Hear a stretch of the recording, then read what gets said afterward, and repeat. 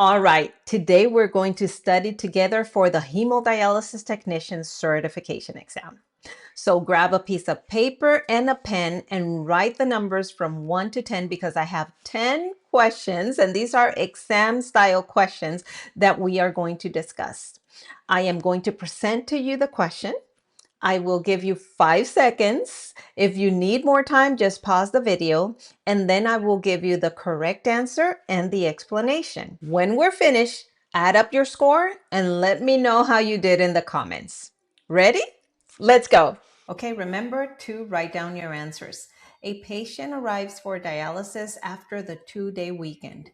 He complains of heart palpitations and says his legs feel so weak that he can barely walk. Which electrolyte imbalance should the dialysis technician suspect? Your options: hypercalcemia, hypernatremia, hyperkalemia, or hypophosphatemia.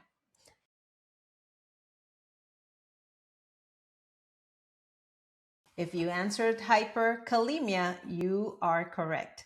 Patients often accumulate the most potassium during the 2-day intradialytic period. Muscle weakness and cardiac symptoms are classic warning signs of severe hyperkalemia and should be reported immediately. So remember that your patient will start accumulating everything once they finish their dialysis treatment. That's when they start accumulating everything. So everything they eat, drink, etc., starts accumulating in their body. So after 2 days, the electrolytes are going to be very high. And the most dangerous one, I always say, is potassium because it can change the status of your patient from 1 second to the other. So hyperkalemia means high potassium. Let's go to the next one. Okay, so in this one, a patient arrives for his 4-hour hemodialysis treatment. His dry weight is 78 kilograms. Today, the patient weighs 81.5 kilograms. There is no additional fluid ordered, and the prime and rinse back is 500 milliliters. What is the ultrafiltration goal and the ultrafiltration rate today? Your options: ultrafiltration goal of 3,500 with a UFR of 875 milliliters per hour. Ultrafiltration goal of 4,000 with a UFR of 1,000 milliliters per hour.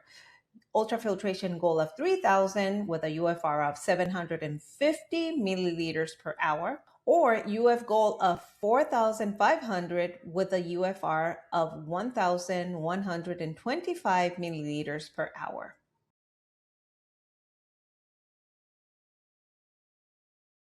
If you chose option B, ultrafiltration goal of 4,000 and a UFR of 1,000 milliliters per hour, you are correct.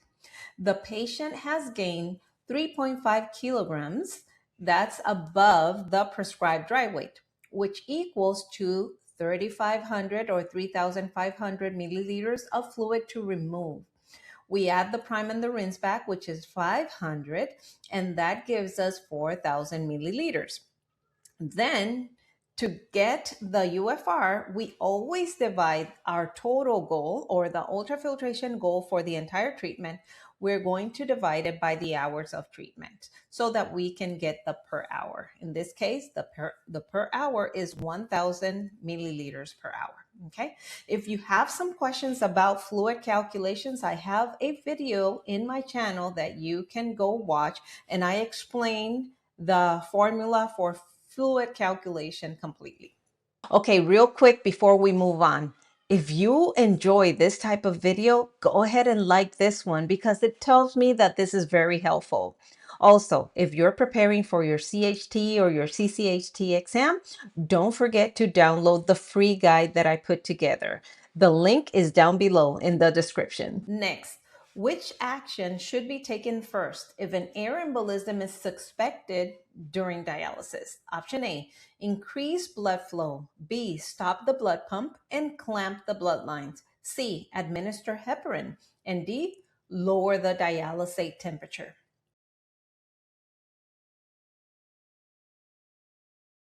If you answered B, stop the blood pump and clamp the blood lines, you are correct.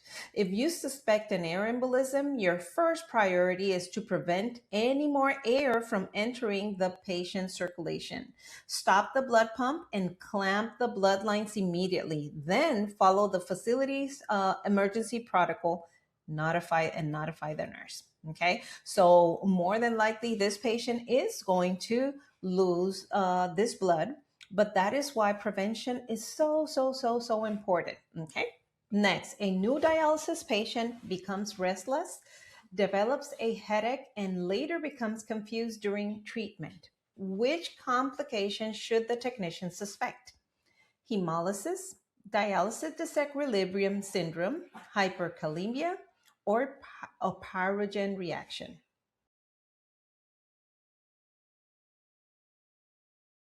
If you chose B, dialysis disequilibrium syndrome, you are correct. Dialysis disequilibrium syndrome is most commonly seen in new dialysis patients or those with very high BUN levels.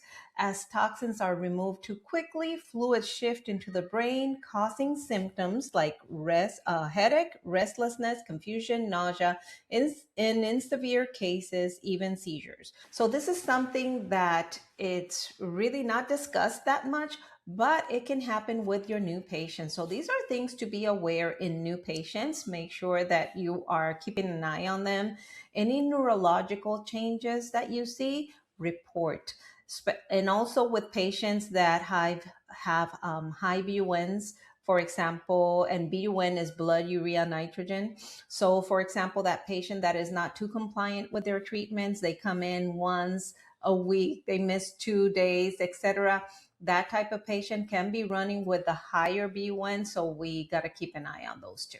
Okay, next, which laboratory value is monitored most closely to evaluate long-term control of renal bone disease? A, sodium, B, albumin, C, parathyroid hormone or the PTH, D, hemoglobin.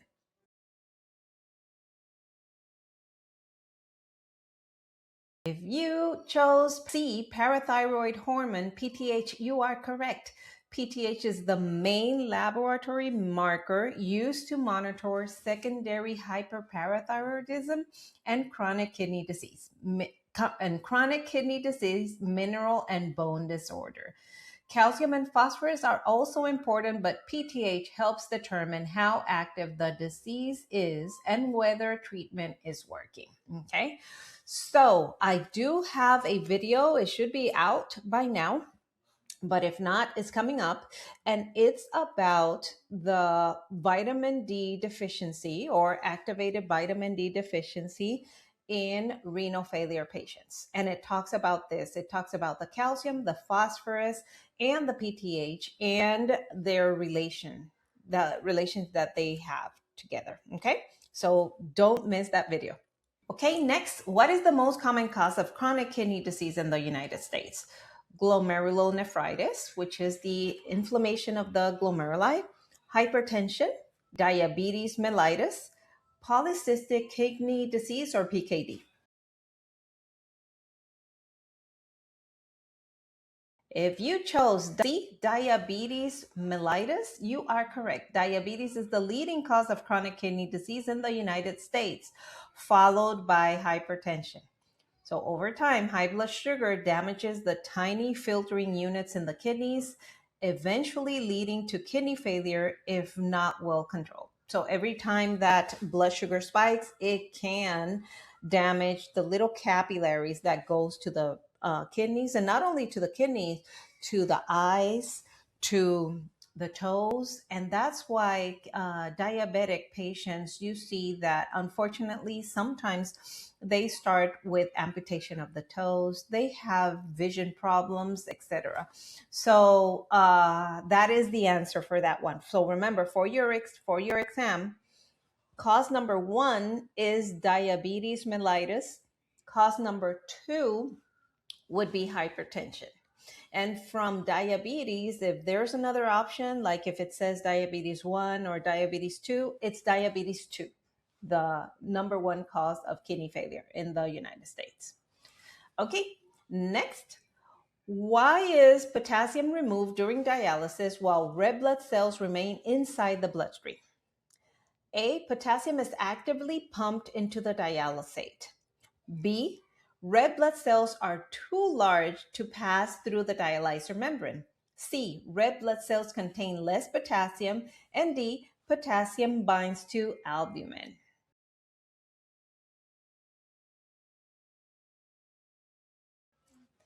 If you answered B, red blood cells are too large to pass through the dialyzer membrane, you are correct. The dialyzer membrane contains microscopic pores that allow small waste products and electrolytes like potassium to pass through by diffusion. Red blood cells are much larger than those pores, so they remain inside the bloodstream. So there are other cells that are big that can't go through either. It's red blood cells, white blood cells, bacteria, for example, protein. Those are big cells that are not going to go through, that cannot pass through those pores. But potassium, for example, calcium, that's why when you look at your dialysate, the concentration is based on potassium and calcium, because those are two of the cells that have less quantity of molecular weight. So they are smaller. That's what that means. And they are ones that get dialyzed quickly. So potassium, calcium, bicarbonate. That's why we use bicarbonate for dialysis as well, and also water. Okay, let's go on. Okay, next, blood aspirated from a central venous catheter often appears darker than blood obtained from a functioning AV fistula. What is the best explanation? A, central venous blood contains less oxygen than arterialized fistula blood. B, the catheter causes hemolysis. C, AV fistulas remove carbon dioxide. And D, the dialyzer changes the color before the treatment begins.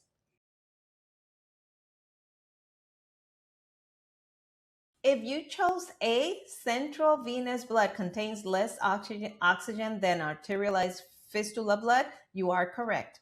Blood in a central venous catheter is true venous blood, so it contains less oxygen and appears darker. Blood flowing through a functioning AV fistula or graft has mixed with arterial blood, making it more oxygenated and brighter red. So for this, you need to understand that the blood that moves away from the heart, which is the blood that runs through the artery, this is the blood that's going to the rest of the body to deposit oxygen. So at that time, that blood is really oxygenated, so the color is brighter. It's red bright. Now, the venous blood, those are the highways that bring the blood back to the heart and eventually to the lungs to get it oxygenated again. And so that blood in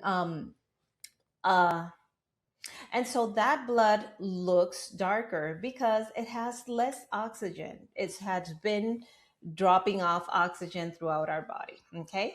So that is why the color difference. So your homework is to go back to your unit and look at a patient with a blood coming out of the catheter, and then look at a patient with blood coming out of a fistula. Okay, next. When cannulating an AV fistula, which needle must always be placed in the antegrade, this direction, to help prevent recirculation? A, arterial needle. B, venous needle. C, both needles. And D, neither needle.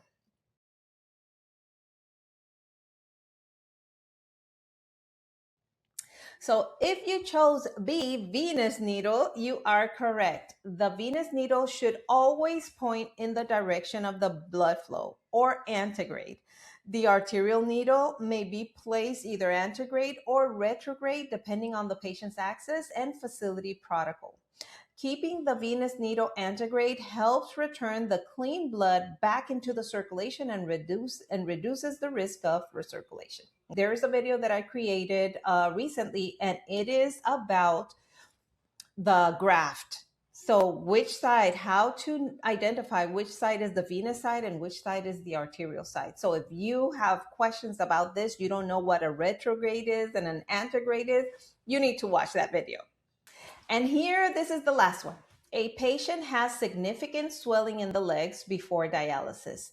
Before that excess fluid can be removed by the dialysis machine, it must first move into which compartment? And I'm talking about compartment inside the body. A, intracellular compartment. B, intravascular compartment. C, bone marrow. D, lymphatic vessels.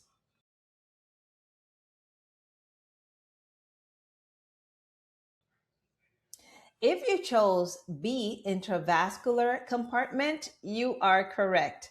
The dialysis machine can only remove fluid that is in the bloodstream, also called the intravascular compartment.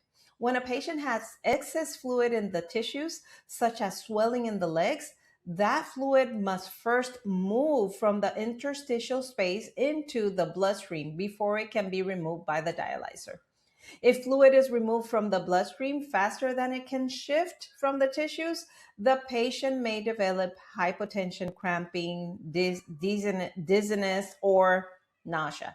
Okay, so there is something that is called the shifting. And the shifting is when the fluid that is outside of the vessel or the intravascular compartment moves from the tissues, from the intracellular area, and it moves into the intravascular area or the vessels. Okay, that shifting in some patients occurs normally, and in others it's slower, especially, for example, your diabetic patients. So you have the patient needs fluid to be removed, but every time you try, blood pressure keeps dropping. Okay, so that means that their shifting is slower. We have to take other measures to try to make that shift faster so that we can remove it with dialysis. Okay, sometimes it also happens because we're removing fluid too fast.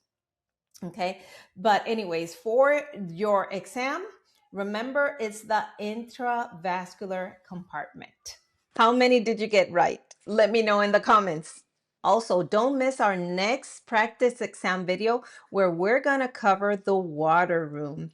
So to help you prepare for that, go ahead and watch this video right here. That is the water room explanation video so that you can come prepared.